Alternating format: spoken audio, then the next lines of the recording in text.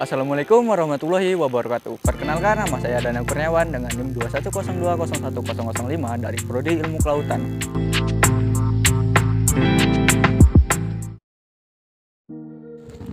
Tentu kalian sudah tahu apa itu laut. Laut adalah suatu perairan yang meliputi hampir seluruh bumi, di mana permukaan bumi hampir seluruhnya diisi dengan air laut. Pada vlog kali ini saya akan menjelaskan sedikit tentang parameter perairan.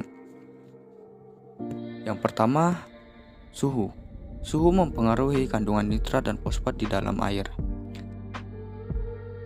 Semakin tinggi suhunya, maka semakin rendah kandungan nitrat dan fosfatnya, sehingga para fitoplankton akan berkurang. Nitrat dan fosfat merupakan nutrien yang dibutuhkan fitoplankton selama fotosintesis. pH. pH adalah derajat keasaman atau kebasaan suatu perairan. Menurut jurnal yang pernah saya baca, air laut memiliki kadar pH di atas 7. Namun ada yang lebih tinggi, yaitu laut mati atau laut merah. Di sana memiliki kadar pH sekitar 9 kali lebih tinggi daripada lautan biasa. Selanjutnya, saya akan menjelaskan tentang oksigen. Selain dari pepohonan, laut juga menyumbangkan oksigen bahkan lebih banyak daripada dari pepohonan, karena lautan lebih luas daripada daratan. Oksigen di laut dihasilkan dari mikroorganisme yang bernama fitoplankton. Organisme ini menyumbang sekitar 85% oksigen yang ada di bumi. Selanjutnya, salinitas.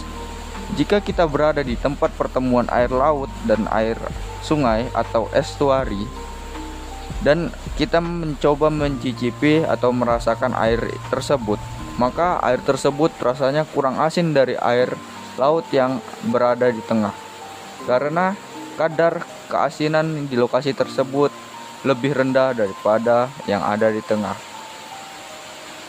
Penyebab rendahnya kadar keasinan di situ karena pertemuan antara air tawar dan air laut. Selanjutnya, nutrien. Nutrien adalah salah satu zat untuk membantu pertumbuhan fitoplankton. Selain itu, nutrien juga membantu metabolisme fitoplankton.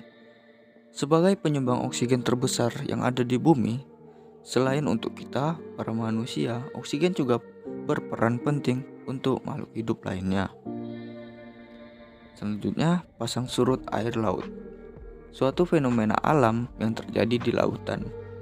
Naik turunnya atau tinggi rendahnya permukaan air laut yang disebabkan oleh matahari dan bulan. Ada juga pengaruh lainnya, yaitu benda-benda astronomi. Selanjutnya, gelombang dan arus. Gelombang adalah suatu peristiwa yang terjadi akibat embusan dari angin, pergerakan dari kapal yang melintas, gempa di bawah laut, dan letusan juga di bawah laut. Selanjutnya, arus. Arus juga suatu fenomena yang terjadi di laut, yang terjadi di permukaan maupun di kolam perairan, yang disebabkan oleh angin, pergerakan di dalam laut. Pergerakan air ini bergerak secara horizontal dan lebih stabil daripada gelombang.